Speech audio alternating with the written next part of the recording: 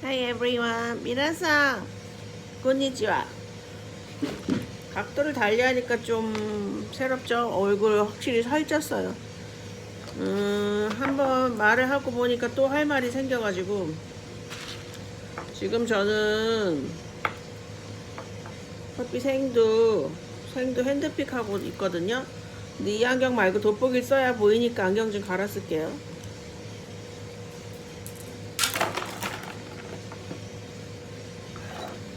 그 얼굴인데 커피 로스팅해서 원두 판매하는 것도 생업이라서 뭐 그렇게 크게 많이 되진 않지만 커피 볶는 걸 굉장히 제가 좋아해요.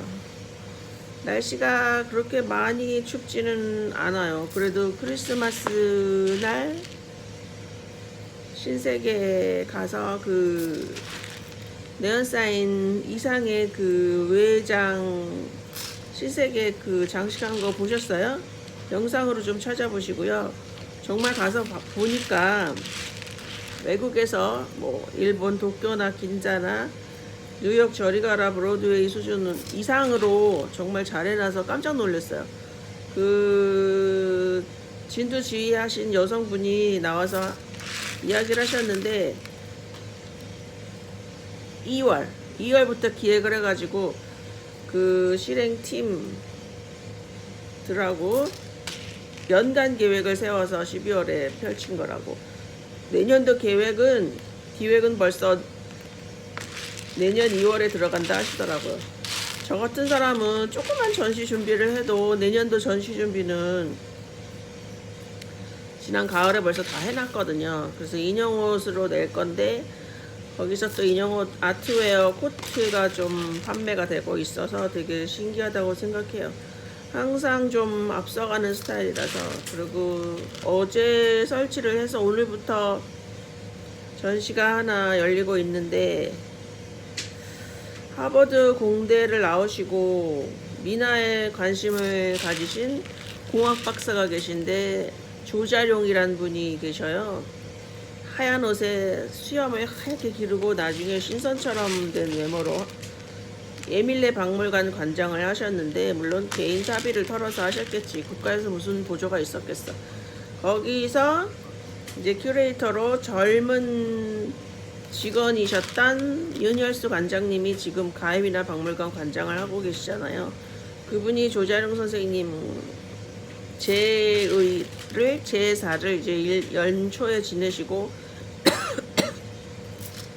1년에 한 번 그 큰 전시를 크게 하는데, 현대미나, 창작미나, 전통미나, 저는 가해박물관 미나 아카데미 5기의 감투를 좀 쓰고 있어요. 그래서 몇 년간 전시 좀 낼 것이 없다가 이번에는 호랑이 얼굴전 가로세로 50 정도 내라고 그래서 냈어요. 저는 어떤 걸 냈냐면 섬유 콜라주를 냈기 때문에 지금 커피 온도가 올라가고 있는 것 같아. 잠시 갔다 올게요.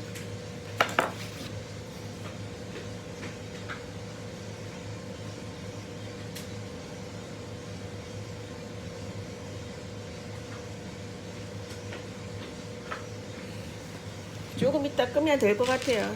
이게 뭐 살아있는 생생 토크지 어쩌겠어요.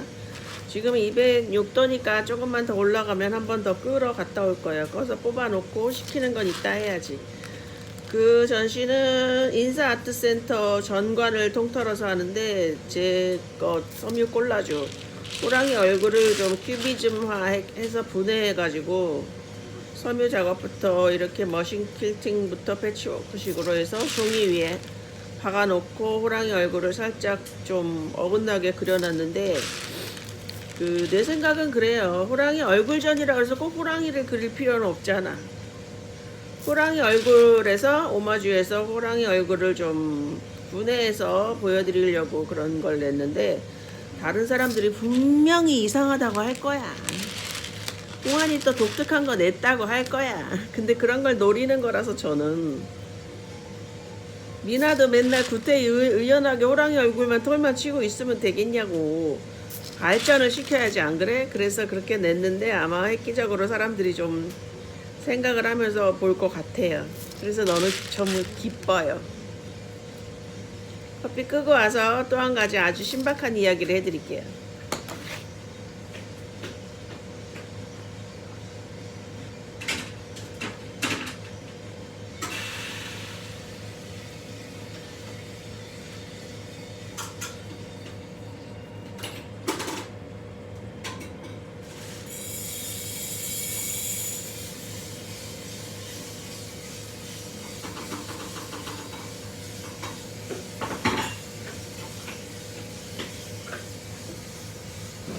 이 안에 연기가 들어차서 정말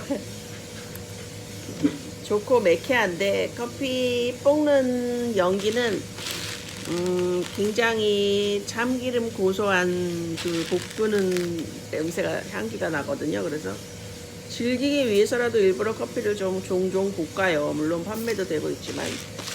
그 사이에 작은 에피소드 하나는,